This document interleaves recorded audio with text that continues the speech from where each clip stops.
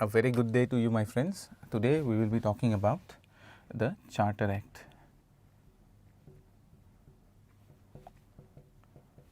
of 1813. The Charter Act of 1813 is fairly simple, but it is also monumental and important in nature because the Charter Act of 1813 for the first time breaks the monopoly of the East India Company over trade in India, but we will be talking about it later. First, let us look into the provisions of the Charter Act of 1813. Firstly, the Charter Act of 1813 extends the charter. It extends the charter of the East India Company for 20 more years. Okay. This is the first provision of the Charter Act of 1813. Secondly, as I told you, it breaks the monopoly of the East India Company. Therefore, free trade is established in India, but monopolies of the East India Company still remains. Okay, monopoly of the East India Company still remains in matters relating to trade with China and also the trade in tea.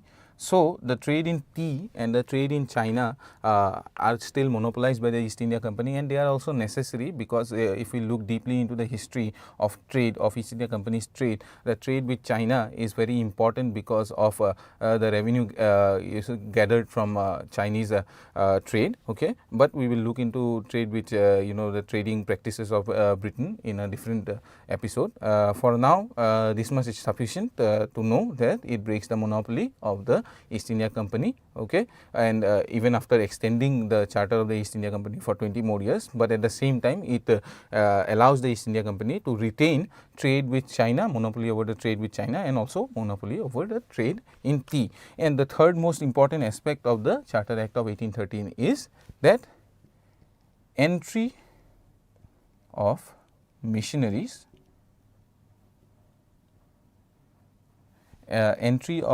missionary activities, okay, and missionaries into India is allowed, okay, by 1813, and it is however predicated upon exclusive and explicit permission granted by the Court of Directors or the Board of Control. So, the Board of Control and the Court of Directors have to approve and permit the missionaries, particular missionaries, separate missionaries who are applying to enter into India and spread the gospel through missionary activities. They need to gain the approval of the Court of Director and the Board of Control. Now, why these changes? We look into the why aspect. Why are these changes being brought about by the Charter Act of 1813? It is fairly simple. Elsewhere I have talked about the rise of the free trade and also the rise of industrial revolution in Britain. So, what happens is that there is a change in the ideology centering upon economics, okay, at that particular point of time, and ideologues have come about who are professing individuation and free trade, and therefore free traders have gained access to the parliament also, and therefore they are influencing policy, and therefore the rise of free trade in India also, and the breakdown of the monopoly of the East India Company. And the entry of missionaries is directly related to the end of the Orientalist phase of Indian learning. Okay, the early British who had come into India, they were you see from the Orientalist school who tried to govern India through Oriental ideas, which are and through usages and customs which are from India and which have origins in India.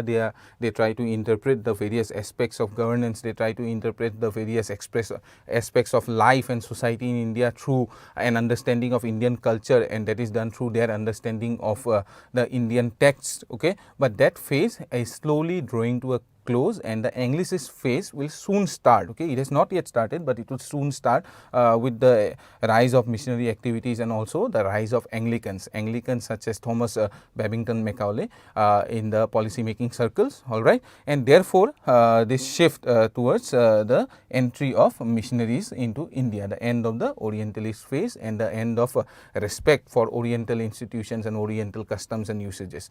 It is seen that the idea of civilizing India, okay, has taken root within the parliament and advocated by eminent statesmen and parliamentarians of that point of time. So, these are broadly the important aspects of the Charter Act of 1813, and it is fairly simple. So, with that I hope that you have got the message, and I hope that you will be studying hard. With that I bid you goodbye. Thank you.